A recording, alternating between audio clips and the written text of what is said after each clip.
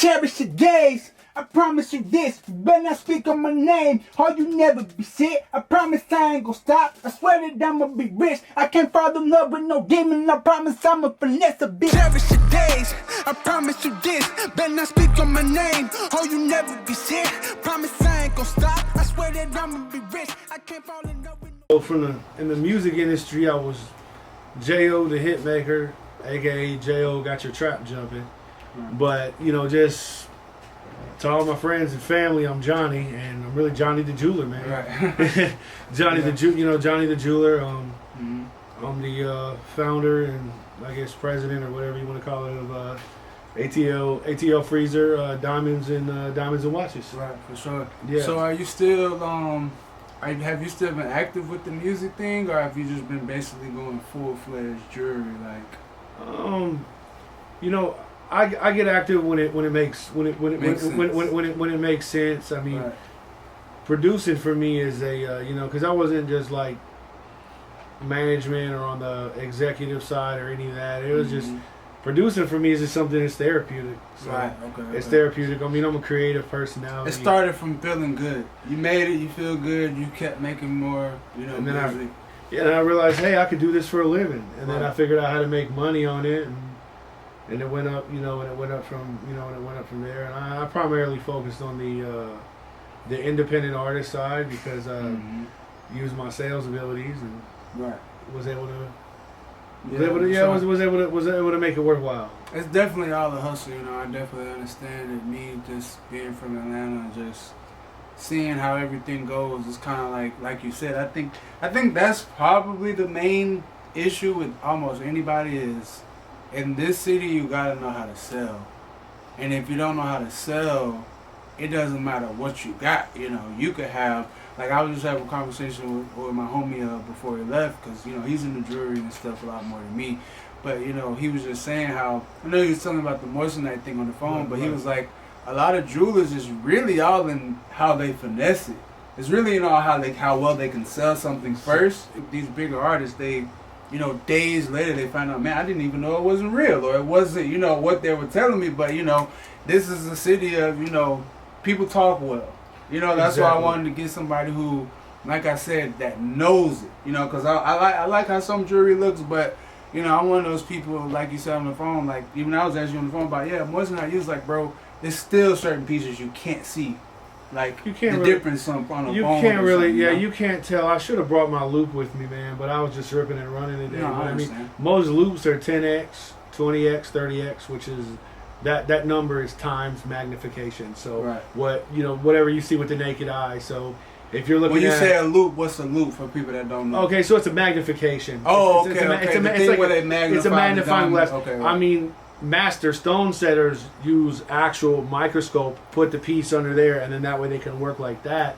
Because really the jewelry game is like the dope game because it's all grams, ounces. I'm glad you said it. Grams, ounces, and scales. It's the same, right? You know, I mean, obviously, I'm not, you know, I'm not stamping anything or condoning anything. I'm just saying it just all applies to that. It's simple, math is, you know, the one thing I like about the jewelry business is it's all math, and then at a certain point it's about brand recognition, name building, and things like that. So. Exactly. I'm assuming it's good if you have your own appraiser to bring the loop out. I'm assuming because they're the person that's supposed to look and like verify stuff like that, like kind of the same way a lawyer will tell you about a contract and stuff. Exactly. I mean, and typically like this is kind of how it goes. Diamonds smaller than a half a carat.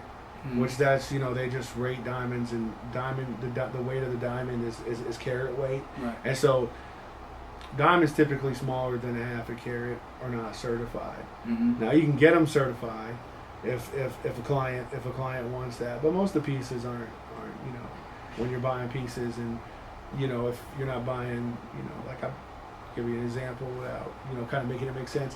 Like I sold a tennis bracelet to somebody for his wife, and each stone was 0.36, so that's under a half carat, because a half carat would be 0.5. Right. Okay, and so it was a first time customer, but he trusted me, but at the same time I wanted to give him that extra peace of mind. So what I did was I sent the piece to New York, and got it certified, which means they grade it, they give it a value. I can do my own appraisals because I own my own business, and in Georgia, you either got to be a graduated gemologist or you own your own jewelry store and you can do your own appraisals. But Right. my appraisal might not have meant as much as a third party to him. Right. And rather than tell him to take the piece to another jeweler, which I would never do, Yeah. I sent it to New York, and there's a place called IGI, which is similar to GIA, but they'll grade diamonds that are already set. GIA only grades loose. Right. So the piece were already mounted. All the diamonds were mounted. It was over 14 carats. Mm-hmm. And and I told him what it was. I told him it was VVS2 and VS1 mix, Right. and DEF color, which is colorless. And it came So- back. It so came when back you- exactly what that was. So when you say VVS, okay, like I heard my homie telling me this earlier today about VVS. So what is the difference between when you say VVS1 and VVS2? more inclusions. Okay. So basically, like this is kind of what it is, right? So GIA is like I guess you could consider them Harvard. You know what I'm Okay, saying? okay. They're like, when you go to their website, it's .edu. It's not .com. Now, do they sell products? Yeah, they sell products, but all their products are for grading. So like when I say grading, meaning giving a diamond a grade. Like I can look at something and Mike can say, oh, this is VS1. Another jeweler might could say, well, I think it's VS2. But Right. GIA is kind of like the Bible. Yeah. They're kind of the trusted. They're kind of the trusted source when Right. they go ahead and say, okay, this is none of that. It's SI1. Okay. Mhm. So what they've done is they've come up with their own grading system based off the 4 C's. Right. And without, hey man, after the podcast, if you want to just post a link to it, you can probably just post a link so somebody can look at what the 4 C's What are. it graded. is, right, okay. And so diamonds are basically graded 4 ways. Cut, which is like how good the cut is. People don't realize when you get like raw, like I won't spend too much time on this, but like you don't hear people talking about cut, but like cut will actually make the diamonds hit harder. It makes or breaks it. Yeah, I mean, you really want ideal to excellent.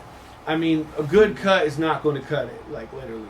Right. Like you want excellent, and there's something like, and then so it's cut, carat, which is the size of the diamond or the weight of the diamond. Right. Clarity, which is like when we talk about, it goes from people don't know this, it goes from I3 to F.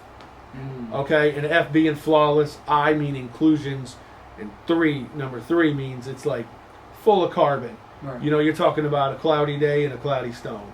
Now I know when yeah. we were talking on the phone about the outside, like getting the outside grading. I kind of look at it similar to like, if you play on a pro team and you get a doctor on that team to tell you like what the evaluation is versus.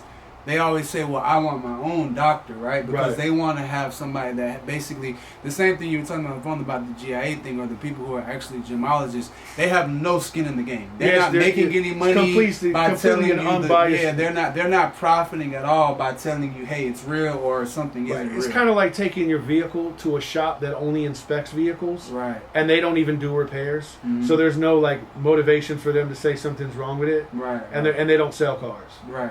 So there's and they don't know anybody that sells cars, and they don't profit from anybody selling cars. they're not worried about it. The only thing they do is they sell microscopes, grading equipment, and displays for jewelry stores. Right. So they because they're and the 4th C is color, Mhm. and a lot of people don't really focus on color. Now, depending on the shape of the diamond, and I mean I can't take everybody through a GIA course, Right. but right. depending on the shape, sometimes color isn't as important, and sometimes it is very important. It's make or break.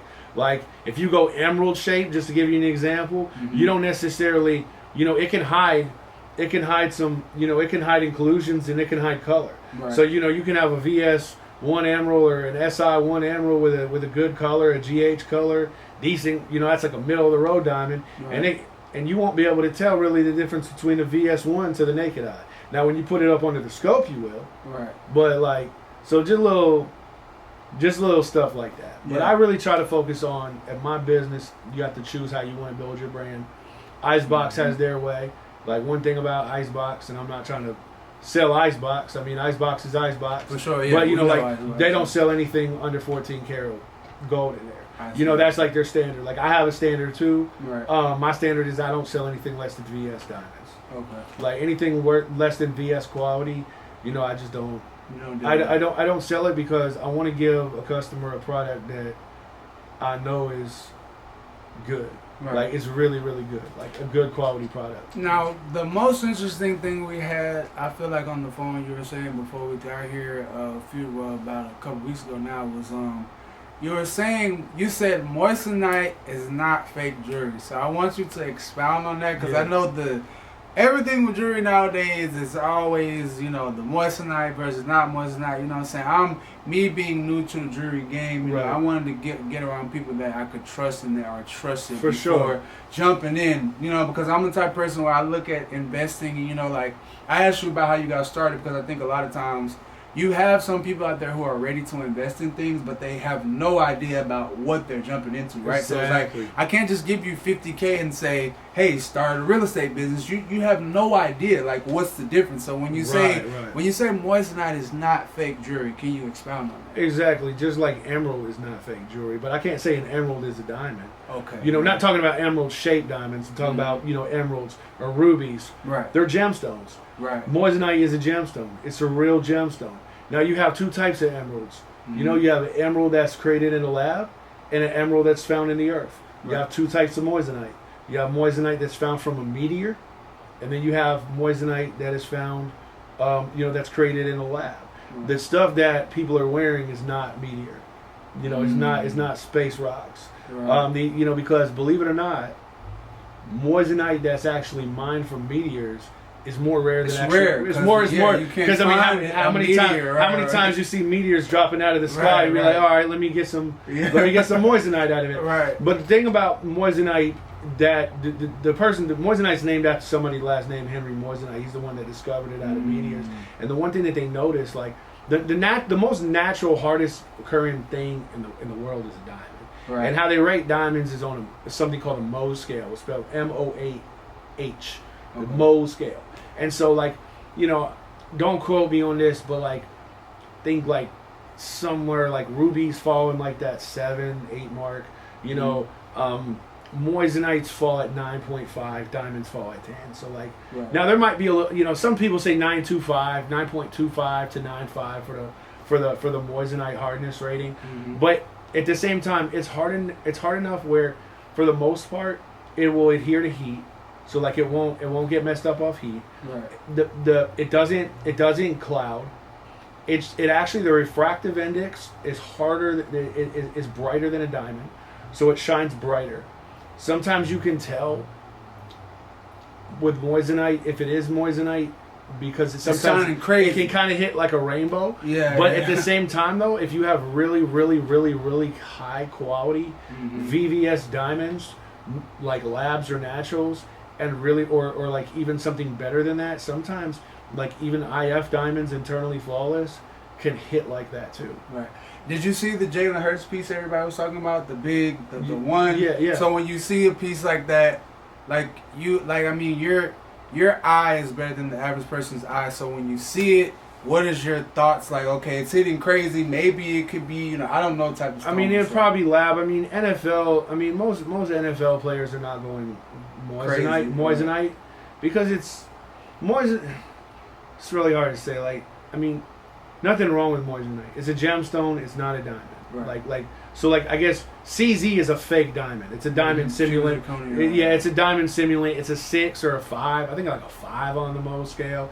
It can get scratched. It can get cloudy. It can, you know, all that stuff. It's a simulant. Right. Like moissanite is a gemstone, but at the same time, it's not a diamond. Right. So, but it's not a fake diamond either. So, like, I think people got that all wrong. I'm not defending it. I'm just classifying. But basically, you got people out there who's spending a bag on lab diamonds too. Yeah, like it gets pricey for people. Lab diamonds are pretty cheap. Okay. You know, they're pretty. I mean, well, I don't want to say cheap. It just depends. The markup potential for labs is crazy, and some jewelers like are going to mark up labs very, very, very, very high because they can. But a lot of people got to understand too. You got to pay for labor. You know, I mean, you know, you're not just looking at like when I say labs are pretty affordable, the materials are. But at the same time, if you've got intricate pieces, 2,000-3,000 stones, invisible setting, like Google invisible setting and watch somebody do that. Like, that's the best thing I can tell you. That means setting stones with no prongs. Right. Like, very, very hard to do